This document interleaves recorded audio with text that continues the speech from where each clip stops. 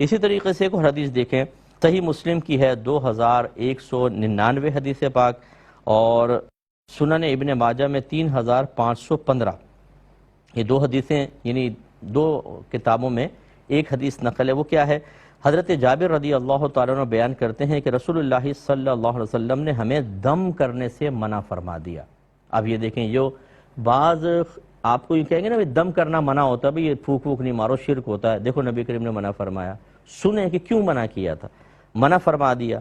پھر عمر بن حزم کی آل کے لوگ رسول اللہ صلی اللہ علیہ وسلم کے پاس آئے اور عرض کیا رسول اللہ ہمیں ایک دم آتا ہے جس سے ہم بچھو کے ڈنگ کا علاج کرتے ہیں، اور اب آپ نے دم کرنے سے منع فرما دیا ہے۔ رسول اللہ صلی اللہ علیہ وسلم نے فرمایا کہ اپنے دم مجھ پر پیش کرو۔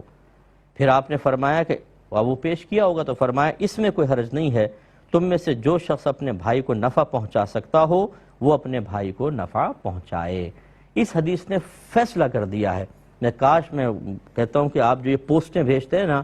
یوں ادھر کا بات سن کے یہاں بھیج دی یہاں بھیج دی، ان حدیثوں کو کریں نا، آپ کیوں نہیں کرتے ہیں؟ اس کی پوسٹ بنائیں، ان کو بھیجیں، عام کریں لوگوں کو۔ نبی کریم صلی اللہ علیہ وسلم نے جس دم سے منع فرمایا وہ دم تھے جو کلمات کفر و شرک پر مبتلا تھے، ان کو منع کر دیا۔ اس لیے سرکار نے فرمایا اپنے دم میرے سامنے پیش کرو، جو منتر پڑھتے ہو یا جو بھی کلمات پڑھتے ہو پیش کرو، صحیح ہوں گے تو ٹھیک ہے کرو، تاکہ تمہارے بھائی تم سے نفع حاصل کریں۔ اس کا مطلب ہے سرکار نے واضح فرما دیا کہ جس کو ہم نے منع کیا وہ غلط ہے، یہ غلط کلمات کو ہم نے منع کیا ہے، اور جس کی ہم اجازت دے رہے ہیں وہ ہیں جو صحیح کلمات پر مشتمل دم ہیں۔ اور یہ یاد رکھیں، میں ضمن عرض کر دیتا ہوں، یہ پہلے کلام کر چکا ہوں، یہی معاملہ تعویذ کا ہوتا ہے۔ جو رحمت کونین صلی اللہ علیہ وسلم نے تعویذ لٹکانے سے منع کیا، تعویذ کے استعمال سے منع کیا، یہ حدیثیں اس کی بھی ایک بالکل تفسیر ہیں، اس کی وضاحت کرنے والی ہیں۔ جو کفار کے زمانے کے تعویذات تھے وہ کلمات کفر و شرک پر مشتمل تھے، انہیں سرکار نے منع فرمایا ان کو نہ لٹکاؤ،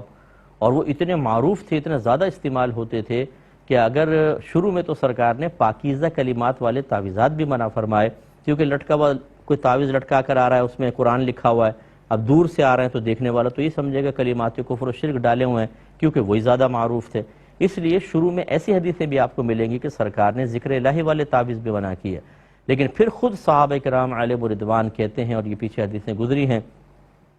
کہ ہم بچوں کے گلوں میں یہ لکھ کر لٹکا دیا کرتے تھے، اعوذ بکلمات اللہ التامات من شر ما خلق، یعنی یہ کیونکہ یہ اس سے کیڑے مکوڑے کاٹتے نہیں ہیں اور آدمی اس سے محفوظ رہتا ہے، تو صحابہ کہتے ہیں ہم ان کو لکھ کر بچوں کے گلوں میں ڈال دیا کرتے تھے، یعنی تعویذ بنا کے ڈال دیا کرتے تھے۔ تو اب یہ جو تعویذات